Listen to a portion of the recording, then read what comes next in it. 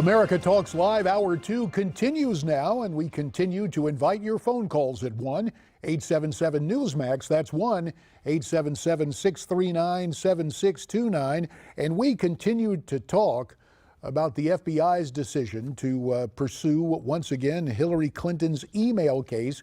And perhaps it's predictable.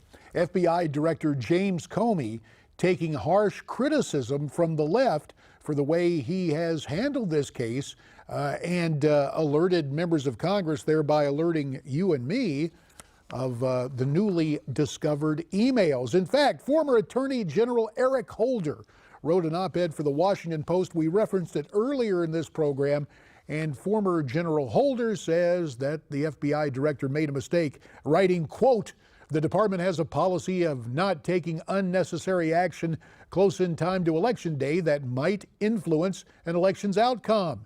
It was a protocol," Holder says, "that was broken by Comey." And Eric Holder, in that op-ed piece in the Washington Post, says it sets a dangerous precedent. Well, let's talk more about it with the former Assistant Director of the FBI, Ron Hosko. Ron is currently president of the Law Enforcement Legal Defense Fund. He joins us via Skype from Northern Virginia. Ron, we appreciate your time. First, your reaction to the op-ed from Attorney General Eric Holder. JD, I'm not surprised to hear that from Eric Holder, who is a Democrat through and through. I'm not surprised to hear it published in the Washington Post. That is on its own relentless campaign to get Hillary Clinton elected. The Post is anything but fair and balanced. They have their point of view, and they are going to gather opinion makers and writers and pundits that will support that point of view. So I think, the difficulty here is for, the folks out in the public. How do I sort through this and hopefully put aside a lot of the political bias that is so evident and has been evident for the last many months? I want to come back to the timing of that in just a second, but right now it's time to take a call at 1-877-Newsmax, 1-877-639-7629 to the borough of Brooklyn in New York City. That's where Joe joins us. Hi, Joe. Good afternoon. A question: when I'm watching Donald Trump and I'm voting for Trump, when Donald Trump says the media is not showing who's at his rallies, if he just were to walk slightly off the stage, the news media would have to follow him and you could see the crowds. But one simple thing, if I were to rob a bank and get caught, if I apologized after I got caught and said I wouldn't do it again, would the New York City Police Department forgive me? When Hillary Clinton does all these things, which we know are inappropriate, constantly inappropriate, and she apologizes. And people who are defending her said, she apologized, why don't you let it drop? You know, you make a very valid point about law enforcement. Ron, I've spoken about this before on a different subject. You know, when people say, gee, you come to the country illegally, but you're doing it to feed your family. Well, that's like a bank robber saying, hey, look, I'm sorry I robbed the bank, but I did it to feed my family. Joe makes a cogent point about all the apologies from Hillary Clinton. Do you know of any circumstance, you're a law enforcement guy, was there ever a situation where a United States attorney refused to nail an interstate bank robber if the bank robber apologized or said he was stealing the loot to give his kids a better Christmas? No, that was not the common practice. Yeah. Now let me talk about something that was the common practice, and our thanks to Joe for that very valid observation from Brooklyn. You know and I know that it has been protocol, policy, time-honored tradition that if something is going on with an investigation, the FBI does not discuss it, especially because it doesn't, usually there's the appearance, if it might have an effect politically before an upcoming election, they tend to stay away from it. The fact that Director Comey went ahead with this, notifying members of Congress about it, what does that tell you? Well, it tells me a couple things. First, this case is certainly different than a lot of others. And it's different not just because it involves Hillary Clinton, leading presidential candidate, wife of the former president, but the profile of this case at the time makes it different. That's, I think, just a reality.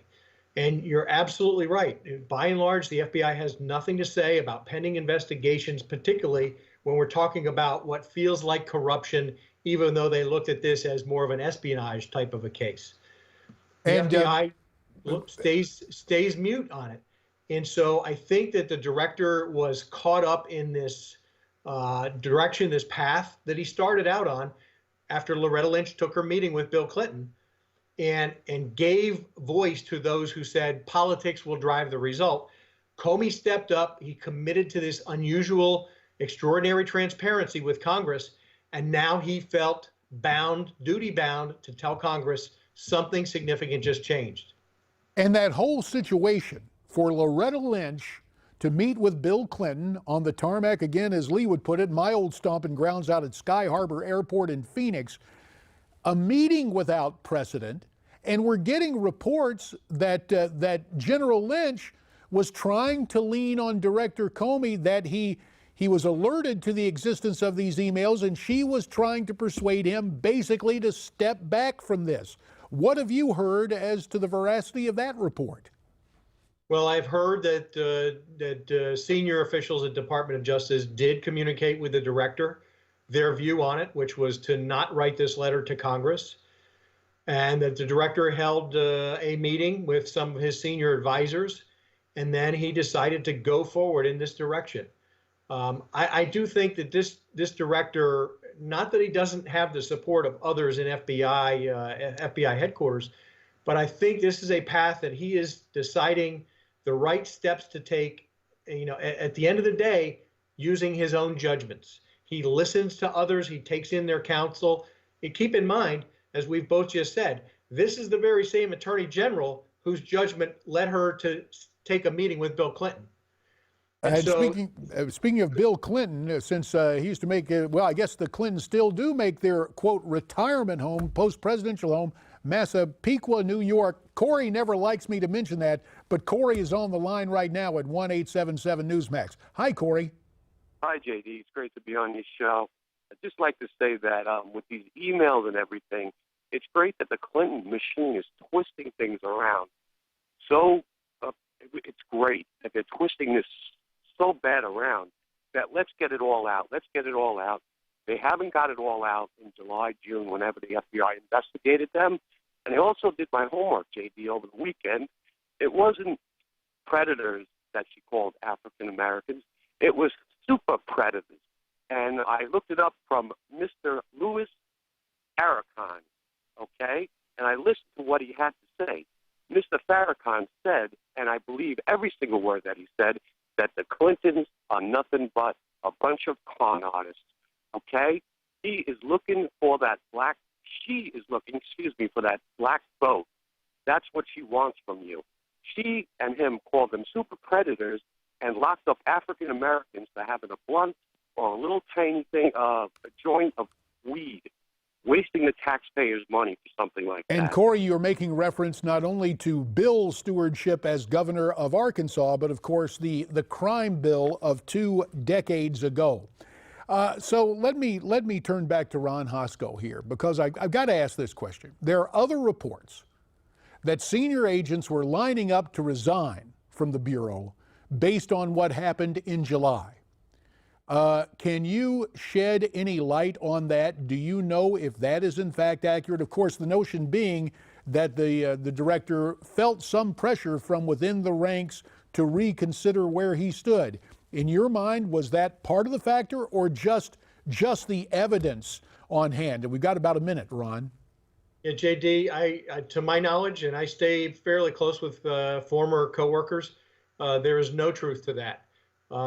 People leave the FBI typically at the end of a 25 or 30-year career like I did. They need to go make some money because their kids are going into college, and it's their time to retire. I know there's a published report from a writer up in New York suggesting that one of the senior executives involved in the case retired or left the FBI for just that reason. The person he's talking about is a friend of mine.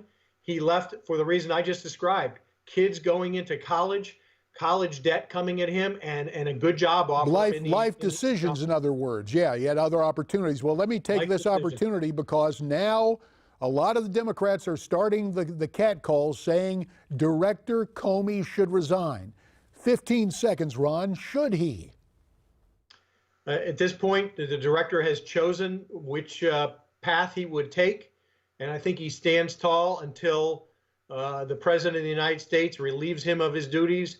And I think if he did, under these conditions, we would have difficult times in America. We will have to end it there. Worth noting that you're asking the FBI director to stand tall figuratively. We note he is 6'8", so he stands tall literally. Ron Hosko, thanks for your time. Today in History, a prime preview and your calls when we come back.